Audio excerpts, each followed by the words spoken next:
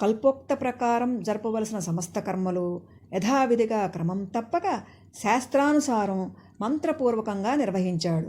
ఇలా చాలా దినములు గడిచిన పిమ్మట సమస్త దేవతలను హవిర్భాగ స్వీకారమునకు రమ్మని ఆహ్వానించాడు విశ్వామిత్రుడు. ఒక్క దేవత కూడా ముందుకు రాలేదు. త్రిశంకుని ముఖంలో నిరాశతో కూడిన బాధ.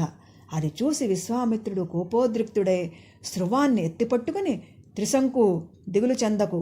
నా స్వార్జితమైన తపశ్శక్తిలో కొంత ఫలాన్ని నీ మనోవాంఛాసిద్ధికై ధారపోస్తున్నాను. నీవు సశరీరుడివై స్వర్గలోకం చేరుకో, ఇది నా ఆజ్ఞ అన్నాడు. మరుక్షణం అందరూ చూస్తూ ఉండంగా త్రిశంకువు సశరీరంగా స్వర్గలోకం చేరుకున్నాడు. వచ్చిన త్రిశంకును చూసి దేవతలందరూ ఆశ్చర్యపోగా దేవేంద్రుడు కోపంతో, త్రిశంకు, నీవు గురుశాపహతుడవు, పైగా చండాలుడవు, సశరీరుడవు. నీకీ స్వర్గలోక నివాసార్హత లేదు. తలక్రిందులుగా భూలోకం చేరుకో అని దేవతలందరితో కలిసి త్రిశంకుని క్రిందకు త్రోసేశాడు. త్రిశంకుడు తలక్రిందులుగా భూలోకానికి తిరుగు ప్రయాణుడై విశ్వామిత్రుని చూసి, విశ్వామిత్ర, రక్షించు, రక్షించు అని అరిచాడు.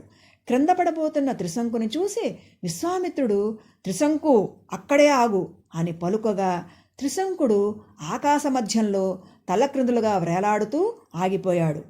మహర్షి మండల మధ్యస్థుడైన విశ్వామిత్రుడు కోపోద్దీపితుడై ఆకాశం వంక చూస్తూ, ఏమి దేవతల దురహంకారం? నా సంకల్పానికే వికల్పమా? నా తపశ్శక్తి ముందు మీరెంత, మీ స్వర్గమెంత? ఇప్పుడే నా తపోబలంతో ఈ సృష్టికే ప్రతిసృష్టి చేస్తాను అని పలికి దక్షిణ దిక్కునందు మరొక సప్తర్షి మండలాన్ని, నక్షత్రలోకాలను, దేవతా సృష్టిని చేయ ప్రారంభించాడు.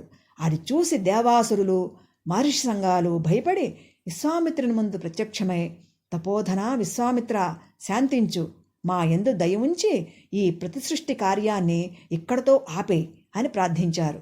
దేవతలారా, నేను ఈ త్రిశంకువుని సశరీరంగా స్వర్గం పంపుతానని ప్రతిజ్ఞ చేశాను. నా వాక్కు అసత్యం కారాదు.